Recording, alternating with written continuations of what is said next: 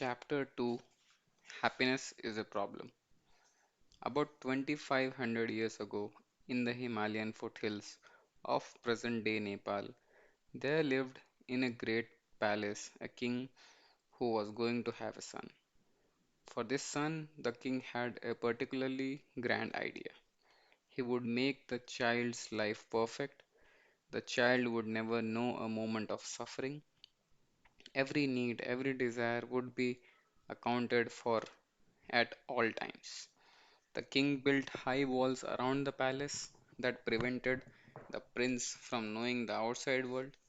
He spoiled the child, lavishing him with food and gifts, surrounding him with servants who catered to his every whim. And just as planned, the kid grew up ignorant of the routine cruelties of human existence. All of the prince's childhood went on like this. But despite the endless luxury and opulence, the prince became kind of a pissed off young man. Soon every experience felt empty and valueless. The problem was that no matter what his father gave him, it never seemed enough, never meant anything. So late one night, the prince snuck out of the palace to see what was beyond its walls. He had a servant drive him through the local village, and what he saw horrified him. For the first time in his life, the prince saw human suffering. He saw sick people, old people, homeless people, people in pain, even people dying. The prince returned to the palace and found himself in a sort of existential crisis, not knowing how to process what he had seen. He got all emo about everything and complained a lot. And as is so typical of young men, the prince ended up blaming his father for the very things his father had tried to do for him. It was the riches the prince thought that had made him so miserable, that had made life seem so meaningless. He decided to run away. But the prince was more like his father than he knew. He had great ideas too. He wouldn't just run away, he would give up his royalty, his family, and all of his possessions and live in the streets, sleeping in dirt like an animal. There he would starve himself, torture himself, and beg for scraps of food from strangers for the rest of his life. The next night, the prince snuck out of the palace again, this time never to return. For years, he lived as a bum, a discarded and forgotten remnant of society, the dog shit caked to the bottom of the social totem pole. And as planned, the prince suffered greatly. He suffered through disease, hunger, pain, loneliness, and decay. He confronted the brink of death itself, often limited to eating a single nut each day. A few years went by, then a few more, and then nothing happened. The prince began to notice that this life of suffering wasn't all that it was cracked up to be. It wasn't bringing him the insight he had desired. It wasn't revealing any deeper mystery of the world of its ultimate purpose. It wasn't revealing any deeper mystery of the world or its ultimate purpose. In fact, the prince came to know what the rest of us have always kind to known, that suffering totally sucks. And it's not necessarily that meaningful either. As with being rich, there is no value in suffering when it's done without purpose. And soon the prince came to the conclusion that his grand idea, like his father's, was in fact a fucking terrible idea, and he should probably go do something else instead. Totally confused, the prince cleaned himself up and went and found a big tree near a river. He decided that he would sit under the tree and not get up until he came up with another grand idea. As the legend goes, the confused prince sat under the tree for 49 days. We won't delve into the biological viabilities of sitting in the same spot for 49 days, but let's just say that in that time the prince came to a number of profound realizations. One of those realizations was that life itself is a form of suffering. The rich suffer because of their riches, the poor suffer because of their poverty. People without a family suffer because they have no family. People with a family suffer because of their family. People who pursue worldly pleasures suffer because of their worldly pleasures. People who abstain from worldly pleasures suffer because of their abstention. This isn't to say that all suffering is equal. Some suffering is certainly more painful than other suffering, but we all must suffer nonetheless. Years later, the prince would build his own philosophy and share it with the world, and this would be its first and central tenet, that pain and loss are inevitable and we should let go of trying to resist them. The prince would later become known as the Buddha, and in case you haven't heard of him, he was kind of a big deal. There is a premise that underlies a lot of our assumptions and beliefs. The premise is that happiness is algorithmic, that it can be worked for and earned and achieved as if it were getting accepted to law school or building a really complicated Lego set. If I achieve X, then I can be happy. If I look like Y, then I can be happy. If I can be with a person like Z, then I can be happy. This premise, though, is the problem. Happiness is not a solvable equation. Dissatisfaction and unease are inherent parts of human nature, and as we all see, necessary components to creating consistent happiness. The Buddha argued this from a theoretical and philosophical perspective. I will make the same argument in this chapter, but I will make it from a biological perspective and with pandas. The misadventures of disappointment panda. If I could invent a superhero, I would invent one called Disappointment Panda. He would wear a cheesy eye mask and a shirt with a giant capital T on it that would weigh too small for his big panda belly, and his superpower would be to tell people harsh truths about themselves that they need to hear but didn't want to accept. He would go door to door like a Bible salesman and ring doorbells and say things like, "Sure, making a lot of money makes you feel good, but it won't make your kids love you." Or, if you have to ask yourself if you trust your wife, then you probably don't. Or what you consider friendship is really just your constant attempts to impress people. Then he would tell the homeowner to have a nice day and saunter on down to the next house. It would be awesome and sick and sad and uplifting and necessary. After all, the greatest truths in life are usually the most unpleasant to hear. Disappointment Panda would be the hero that none of us would want but all of us would need. He would be the proverbial vegetable to our mental diet of junk food. He would make our lives better despite making us feel worse. He would make us stronger by tearing us down, brighten our future by showing us the darkness. Listening to him would be like watching a movie where the hero dies in the end. You love it even more despite making you feel horrible because it feels real. So while we are here, allow me to put on my disappointment panda mask and drop another unpleasant truth on you. We suffer for the simple reason that suffering is biologically useful. It is nature's preferred agent for inspiring change. We have evolved to answer live with a certain degree of dissatisfaction and insecurities because it's the mildly dissatisfied and insecure creature that's going to do the most work to innovate and survive. We are wired to become dissatisfied with whatever we have and satisfied by only what we do not have. This constant dissatisfaction has kept our species fighting and striving, building and conquering. So, no, our own pain and misery aren't a bug of human evolution, they are a feature. Pain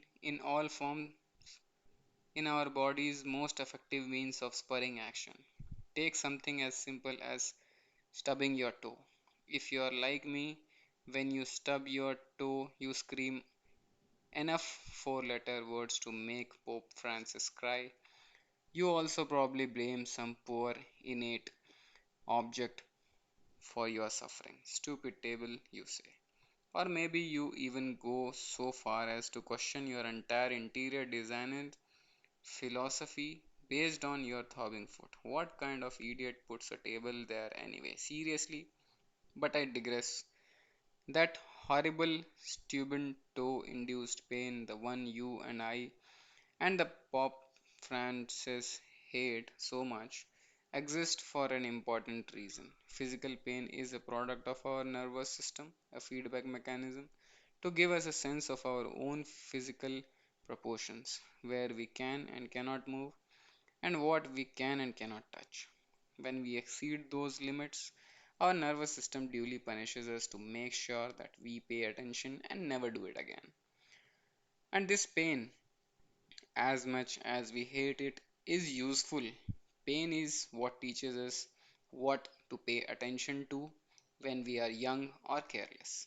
It helps show us what's going for us versus what's bad for us. It helps us understand and adhere to our own limitations. It teaches us to not fuck around near hot stoves or stick metal objects into electrical sockets. Therefore, it's not always beneficial to avoid pain and seek pleasure, since pain can at times be life or death important to our well being. But pain is not merely physical, as anyone who has had to sit through the five first Star Wars prequel can tell you, we humans are capable of experiencing acute psychological pains as well. In fact, research has found that our brains don't register much difference between physical pain and psychological pain. So when I tell you that my first girlfriend cheated on me and leaving me felt like having an ice pick slowly inserted into the center of my heart, that's because, well, it hurt so much it might as well have had an ice pick slowly inserted into the center of my heart. Like physical pain or psychological pain is an indication of something out of equilibrium, some limitation that has been exceeded. And like our physical pain, our psychological pain is not necessarily always bad or even undesirable. In some cases, experiencing emotional or psychological pain can be healthy or necessary. Just like stubbing our toe teaches us to walk into fewer tables, the emotional pain of rejection or failure teaches us how to avoid making the same mistakes in the future. And this is what's so dangerous about a society that coddles itself more and more from the inevitable discomforts of life. We lose the benefits of experiencing healthy doses of pain, a loss that disconnects from the reality of the world around us. You may salivate at the thought of a problem free life full of everlasting happiness and eternal compassion. But back here on earth, the problems never cease. Seriously, problems don't end. Disappointment Panda just dropped by. We had margaritas, and he told me all about it. Problems never fucking go away, he said. They just improve. Warren Buffett's got money problems. The drunk hobo down at Quick E Mart got money problems. Buffett just got better money problems than the hobo. All of life is like this. Life is essentially an endless series of problems, Mark. The panda told me. He sipped his drink and adjusted the little pink umbrella. The solution to one problem is merely the creation of the next one. A moment passed, and then I wondered where the fuck the talking panda came from. And while we were at it, who made these margaritas? Don't hope for a life without problems, the panda said. There's no such thing. Instead, hope for a life full of good problems. And with that, he set his glass down, adjusted his sombrero, and sauntered off into the sunset. Happiness comes from solving problems. Problems are a constant in life. When you solve your health problem by buying a gym membership. You create new problems like having to get up early to get to the gym on time, sweating like a meth head for 30 minutes on an elliptical, and then getting showered and changed for work so you don't stink up the whole office.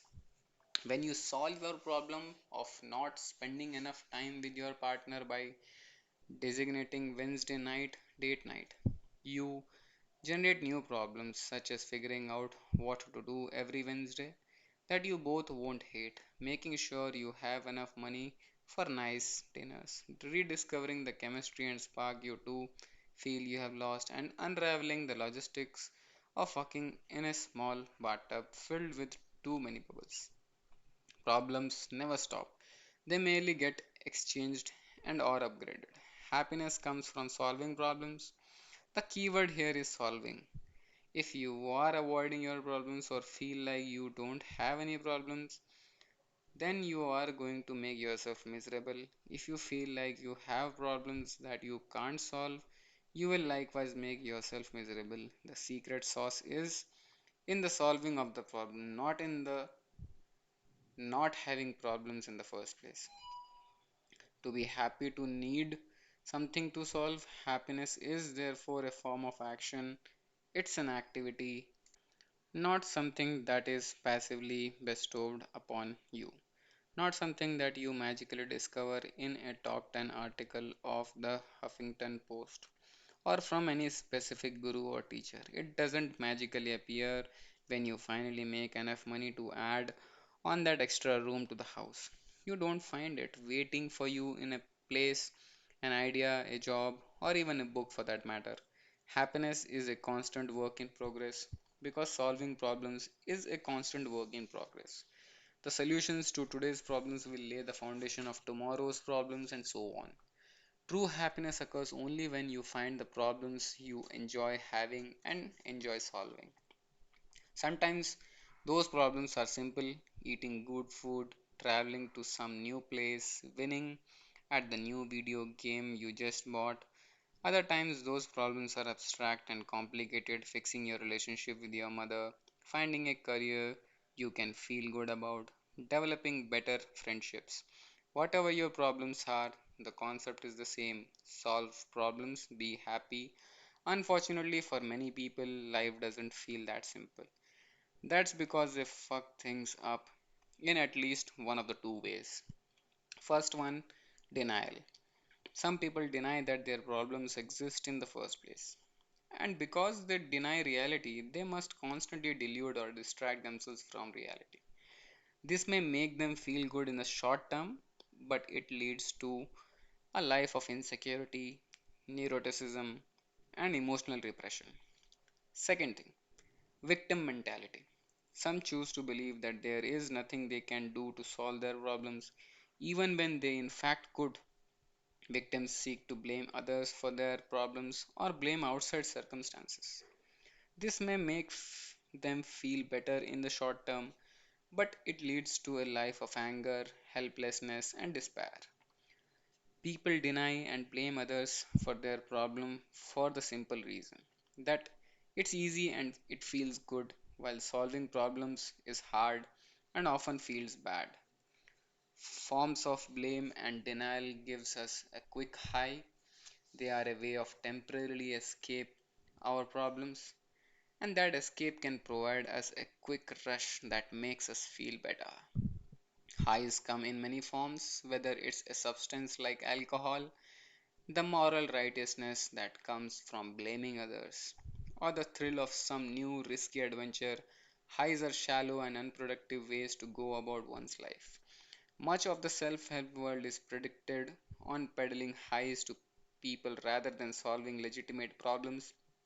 Many self help gurus teach you new forms of denial and pump you up with exercises that feel good in a short term while ignoring the underlying issue. Remember, nobody who is actually happy has to stand in front of the mirror and tell himself that he is happy. Highs also generate addiction. The more you rely on them to feel better about your underlying problems, the more you will seek them out. In this sense, almost anything can become addictive depending on the motivation behind using it. We all have our chosen methods to numb the pain of our problems. And in the moderate doses, there is nothing wrong with this.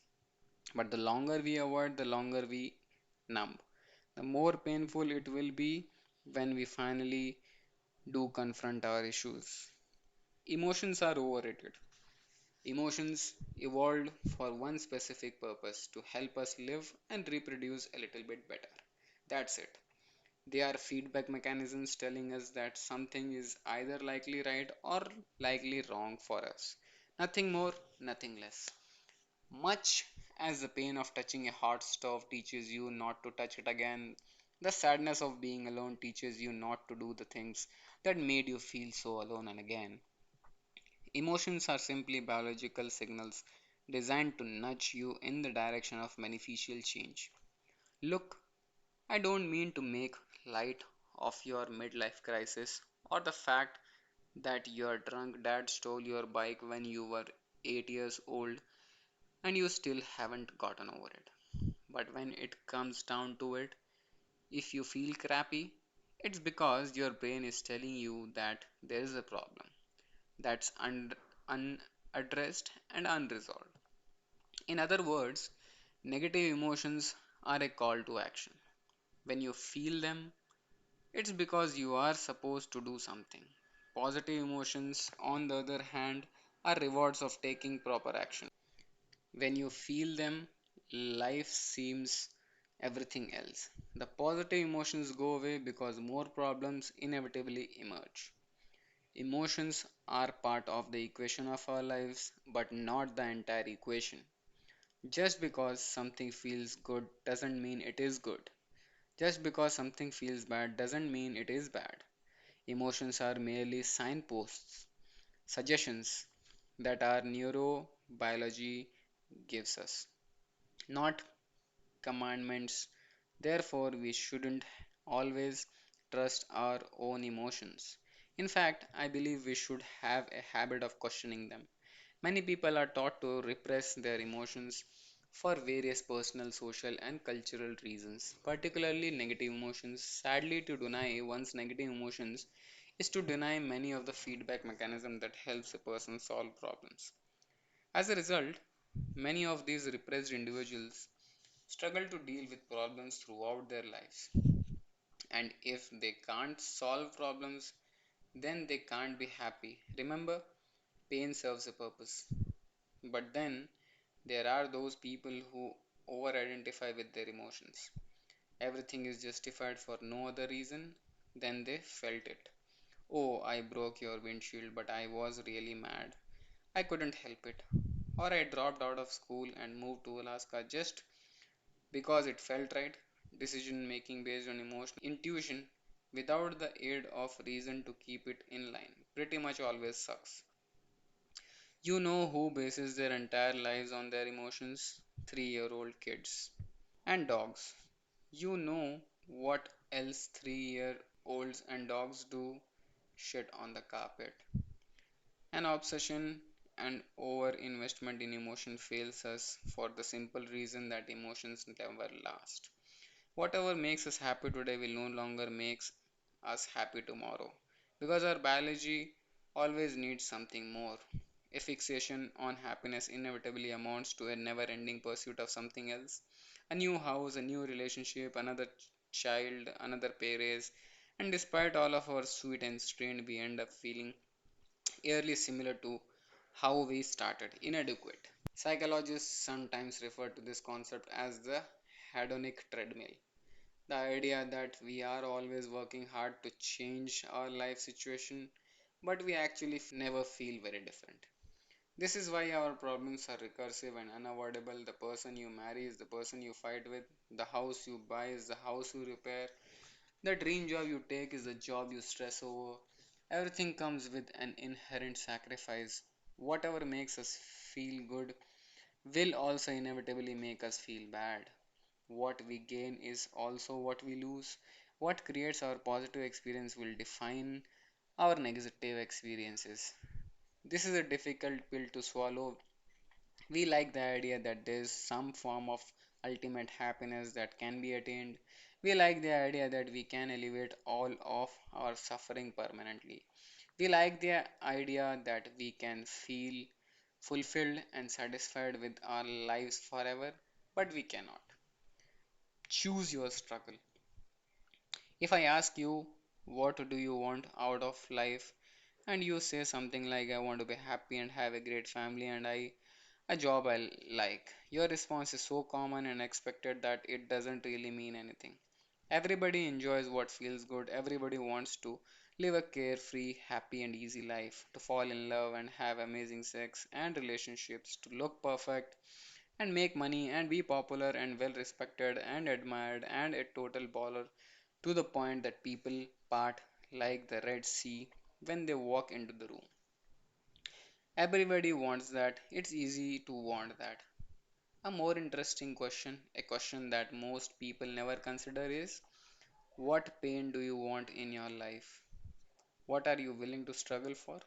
Because that seems to be greater determination on how our lives turn out.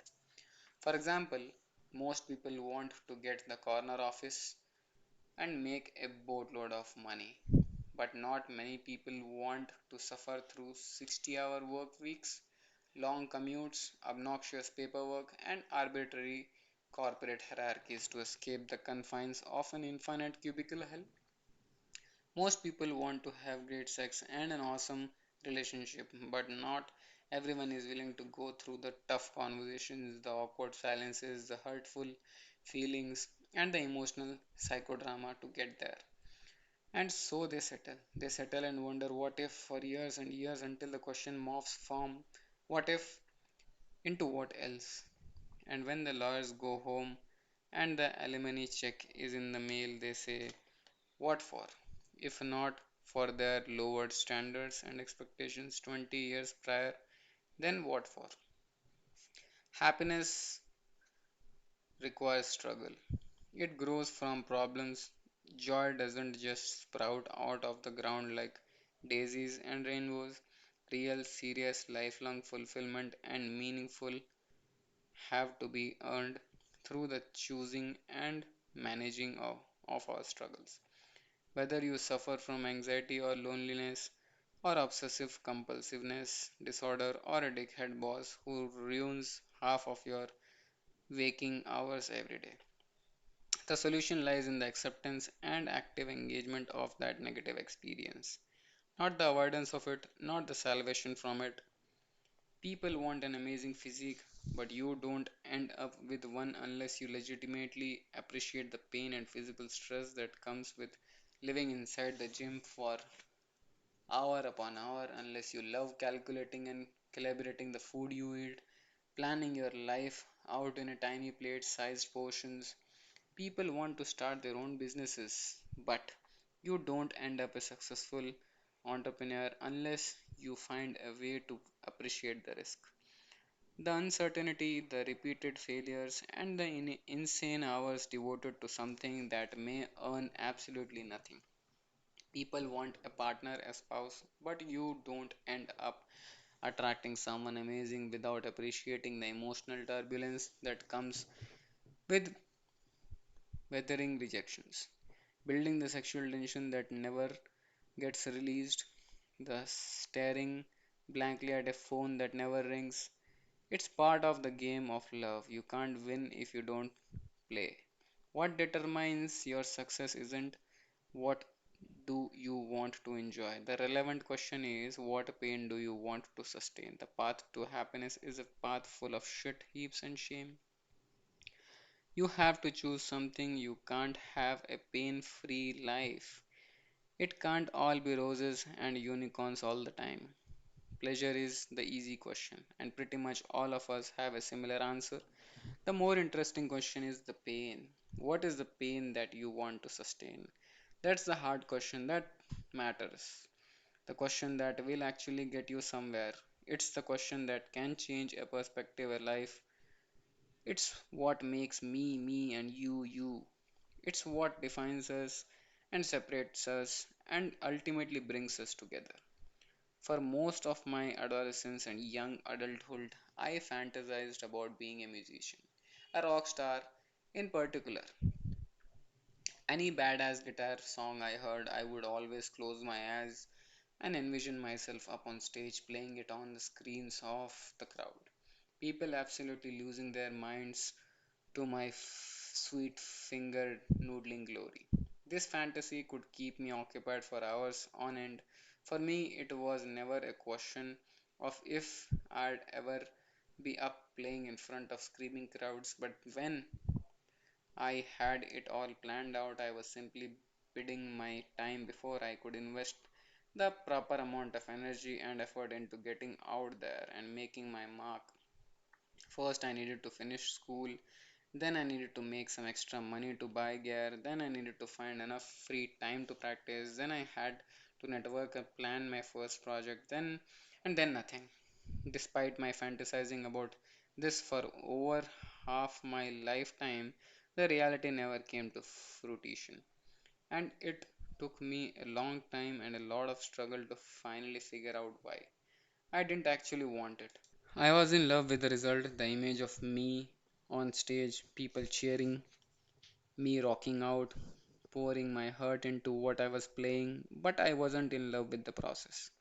And because of that, I failed at it repeatedly. Hell, I didn't even try hard enough to fail at it. I hardly tried at all. The daily drudgery of practicing, the logistics to finding a group and rehearsing, the pain of finding gigs and actually getting people to show up and give a shit, the broken strings, the blown tube amp, hauling 40 pounds of gear to and from rehearsals with no car. It's a mountain of a dream and a mile high climb to the top. And what it took me a long time to discover is that I didn't like to climb much, I just liked to imagine the summit. The common culture narratives would tell me that I somehow failed myself, that I'm a quitter or a loser, that I just didn't have it, that I gave up on my dream, and that maybe I let myself succumb to the pressures of society. But the truth is far less interesting than any of these explanations. The truth is, I thought I wanted something, but it turns out I didn't. End of the story. I wanted the reward and not the struggle. I wanted the result and not the process. I was in love with not the fight, but only the victory. And life doesn't work that way. You Who you are is defined by what you are willing to struggle for. People who enjoy the struggles of a gym are the ones who run triathlons and have chiseled abs and can bench press a small house. People who enjoy long work weeks and the politics of the corporate ladder are the ones who fly to the top of it. People who enjoy the stresses and the uncertainties of the starving artist lifestyle are ultimately the ones who live it and make it. This is not about willpower or grit. This is not another admonishment of no pain, no gain. This is the most simple and basic component of life. Our struggles determine our success. Our problems birth our happiness, along with slightly better, slightly upgraded problems. See, it's a never ending upward spiral. And if you think at any point you are allowed to stop climbing, I'm afraid you are missing the point because the joy is in the climb itself.